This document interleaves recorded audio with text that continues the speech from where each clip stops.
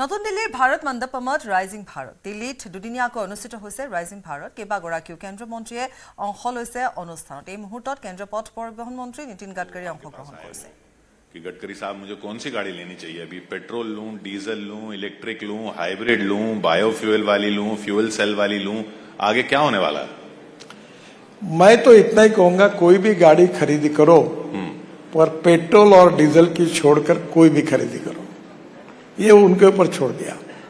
आप देखिए अभी मैं फ्लेक्स इंजन गाड़ी में आया आपके यहाँ आप थे नीचे में वो इनोवा गाड़ी जो है वर्ल्ड की पहली है ये यूरो 6 इमिशन नॉर्म पे चलती है और पेट्रोल के तुलना में उसका एवरेज अगर करेंगे तो 60% बिजली तैयार करती है तो पेट्रोल का भाव होता है 25 रुपए लीटर।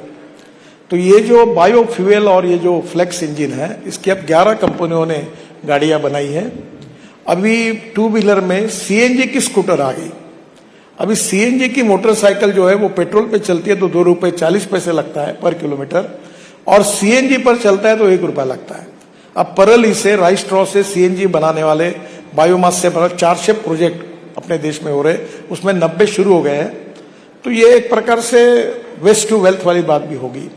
तो मुझे लगता है कि आने वाले समय में इलेक्ट्रिक फ्लेक्स फ्यूल और हाइड्रोजन और मेरे पास हाइड्रोजन की भी गाड़ी है तो मैं ये मानता हूं कि धीरे अभी हमने हमारे डिपार्टमेंट ने एक प्रोजेक्ट लिया 7 उसके पार्ट है और टाटा से लेकर अशोक लेलैंड तक सब कंपनी को दिया और पहली बार मैंने 2 ट्रक टाटा के एक हाइड्रोजन फ्यूल सेल पर जो है वो लॉन्च किया और एक आईसी इंजन यानी पेट्रोल डीजल का इंजन उसमें हाइड्रोजन डाल के चल सकती उसको लॉन्च किया है। हाइड्रोजन में transport of hydrogen and feeling of hydrogen ये थोड़ी समस्या है पर जल्दी उसके ऊपर समाधान निकलेगा और हाइड्रोजन हमारे भविष्य का फ्यूल है और आज हम ऊर्जा को आयात करने वाला देश है क्योंकि 22 लाख करोड़ रुपए हमारे देश के इंपोर्ट में जाते हैं और ऊपर से प्रदूषण होता है जो दिल्ली वाले अनुभव करते हैं। पर मेरा विश्वास है कि मोदी जी के नेतृत्व में जो नीति हमने अपनाई है तो निश्चित रूप से आने वाले दिनों में हम ऊर्जा को आयात करने वाला नहीं तो भारत ऊर्जा को निर्यात करने वाला देश बनेगा ये मेरा दृढ़ विश्वास है। और आप दिल्ली में अब पॉड लाने की भी बात कर रहे हैं। देखो हमने अभी 360 proposal ropeway cable car funicular railway के आए। अभी हमने केदारनाथ का रोपवे मंजूर कर रहे हैं। हमको रोपवे बनाकर 5000 करोड़ का रोपवे कॉन्ट्रैक्टर बनाएगा और 800 करोड़ रुपए साल के हमको देगा। तो बड़े प्रमाण पर पब्लिक ट्रांसपोर्ट ऑन इलेक्ट्रिसिटी ये है। अभी हम 3-4 टेक्नोलॉजी पर अध्ययन कर रहे हैं। पहली बार अब नागपुर में पायलट प्रोजेक्ट फ्लैश चार्जिंग का 135 सीटर बस है और उसमें जैसे हवाई जहाज में व्यवस्था होती है एयर होस्टेस तो बस होस्टेस है बस एयर कंडीशन है और एग्जीक्यूटिव चेयर है और वो बस स्टॉप पर खड़ी होगी तो आधा मिनट में वो फिर चार्ज होगी 40 किलोमीटर चलेगी फिर खड़ी होगी फिर 40 मिनट चलेगी और उसका टिकट रेट डीजल की तुलना में 30% कम होगा। तो जैसे ये धौलाकुआ टू मानेसर रोज इतनी गाड़ियां जाती है अगर ये लग्जरी बस में आप एग्जीक्यूटिव क्लास में बैठकर एयर कंडीशनिंग में अगर लोग जाएंगे तो हम इंडिविजुअल कार को डिस्करेज करना चाहते हैं और पब्लिक ट्रांसपोर्ट को इनकरेज करना चाहते हैं। तो ये रोपवे केबल कार के ऊपर काफी टेक्नोलॉजी पर अध्ययन कर रहे हैं। ये जो हिथरो वाला जो पॉइंट्स वाला सिस्टम है वो भी एक इंडियन उद्योजक ने उसको लिया है और उसका कल ही मेरे यहाँ प्रेजेंटेशन हुआ है। हम काफी टेक्नोलॉजी का अध्ययन कर रहे हैं पर हमारा आग्रह है कि पब्लिक ट्रांसपोर्ट और इलेक्ट्रिसिटी पर ये इंडिजिनियस टेक्नोलॉजी बने। रोपवे केबल कार में विशेष रूप से जो कंपनी है वर्ल्ड में प्यूमा डॉफलमेयर ये सब बाहर की और उनकी कॉस्ट बहुत ज्यादा होती है। तो हमारे यहाँ कॉस्ट कम करने के लिए मेक इन इंडिया और मेड इन इंडिया होगा तो निश्चित अभी 360 प्रपोजल हमारे पास है और आने वाले दिनों में और 1000 तक जा सकते हैं।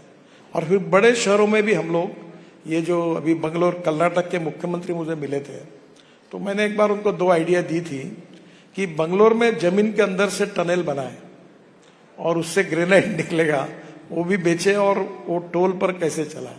तो उन्होंने मुझे प्रपोजल दिया कि आपकी योजना पर आप अध्ययन करके करिए। दूसरा जहां एक ब्रिज है वहां 3 लेयर ब्रिज बनाए।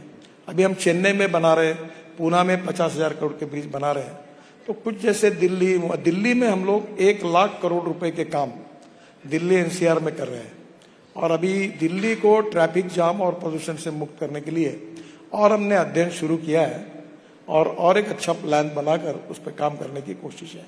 तो कर्नाटक के मुख्यमंत्री आपकी सुनते हैं? इसमें सुनना न सुनने का क्या नहीं, मतलब आपकी पार्टी के नहीं है ना? आप देखिए, मैं रोड बनाता हूँ, एक एमपी बीजेपी का है तो रोड बनाऊं, और दूसरा एमपी कांग्रेस का है तो रोड स्टॉप कर दूं। ऐसा तो मैं नहीं कर सकता, क्योंकि रोड जब पूरा बनेगा तो इसमें कोई पॉलिटिक्स नहीं है। इस देश के विकास में जो भी होगा, जिसका काम जो सही है, मैं सबका करता हूं। और प्रधानमंत्री जी भी कहते कि सबका साथ, सबका विकास, सबका प्रयास और सबका विश्वास। तो इसमें राजनीति करने की आवश्यकता नहीं, और हम करते भी नहीं। नहीं, आप नहीं करते हैं, पर उधर से आपको कहीं फेस होती है स्टालिन साहब की तरफ, तमिलनाडु में स्टालिन साहब की तरफ से, वो बाकी सब चीजों पे तो काफी पॉलिटिक्स नहीं होता। मैं जब भी प्रॉब्लम आता फोन उठा के सबसे बात करता हूँ, ममता जी से बात करता हूँ, स्टालिन से करता हूँ, और कर्नाटक के मुख्य कभी कभी नाराज भी हो जाता हूँ, ये इतने प्रोजेक्ट फॉरेस्ट में फंसे, इतने लैंड एक्विजिशन में फंसे, तो मैं सबसे बात करता हूँ, तुरंत बैठते। इस बार कर्नाटक के मुख्यमंत्री जी ने, मैंने पिछले बार कहा इतने आपके पास पेंडिंग है, 10,000 करोड़ के काम मैं शुरू कर सकता हूँ, पर इसके अटके हुए हैं। तो इस बार जब आए तो 38 में से 26 प्रपोजल उन्होंने क्लियर कर दिया। तो इसमें कोई पॉलिटिक्स का संबंध नहीं है। पर जो ईज ऑफ डूइंग बिजनेस या ease of doing government also वाली बात भी आ जाती है, उसमें अब आपके मंत्रालय के जो प्रोजेक्ट्स हैं या जो भारतमाला के जो प्रोजेक्ट है, पहले 3,000 करोड़ तक आप अप्रूव कर सकते थे, अब 1,000 करोड़ तक पे आपको कैबिनेट के पास जाना पड़ता है। उससे नुकसान नहीं होता? देखिए, 1,000 करोड़ में जीएसटी और लैंड एक्विजिशन अलग है, तो प्रोजेक्ट 1,400 से 1,500 करोड़ का होता है। और ये बहुत पहले से, भारतमाला में हमको ज्यादा पावर थी, पहले से यही पावर थी। अब हम लोग क्या करके, हम जो प्रोजेक्ट तैयार कर रहे हैं 5,000, 6,000, 8,000 करोड़ के, कोई 22,000 करोड़, तो एक पूरा जो कॉरिडोर है, जैसे दिल्ली मुंबई हमने रोड बनाया 1 लाख करोड़ का है, तो उसमें तो 28-30 पैकेजेस हैं। तो हमने ये अभी कॉरिडोर पूरा तैयार करके हमको कैबिनेट अप्रूवल के लिए भेजते हैं। कोई प्रॉब्लम नहीं है, हम वो भेजते हैं, फाइनेंस की कमेटी है, हमारे यहाँ की कमेटी है, सब अप्रूवल मिलके मिलते हैं, काम तो हो रहे हैं। और मैंने अभी एक पार्लियामेंट में अभी घोषित किया कि 10 लाख करोड़ के 4 लेन के रोड हम बनाएंगे 2 साल में। और मैंने आज उनको कहा कि इसको शुरू, लैंड वगैरह सब अवेलेबल है, और जहां ट्रैफिक पीसीयूज में 10,000 से ऊपर गया उसको हम 4 लेन कर रहे हैं। तो ऐसे 25,000 किलोमीटर की लेंथ है। और ये करने से, क्योंकि मैंने आज ही सेक्रेटरी और अधिकारी मीटिंग में, मतलब मेरा एक सपना है, फिर से आपको कह देता हूँ, सपना है, मेरी उद्दिष्ट है, मेरा डिक्लेरेशन नहीं है। आप चिपका देंगे नहीं तो, कि मैंने आज डिक्लेयर किया। मेरा एक सपना है कि भारत में 100 किलोमीटर पर डे हाईवे बने, और ये पूरा करने की कोशिश मैं इस 2 साल में करूंगा। और ये जो 25,000 किलोमीटर अगर मैं करूं, जिसके लिए ना फॉरेस्ट की जरूरत है, ना एनवायरमेंट की क्लियरेंस की जरूरत है, ना लैंड एक्वायर करनी है, ये अगर मैंने कर दिया तो मुझे लगता है कि एक बार ये पूरा होगा।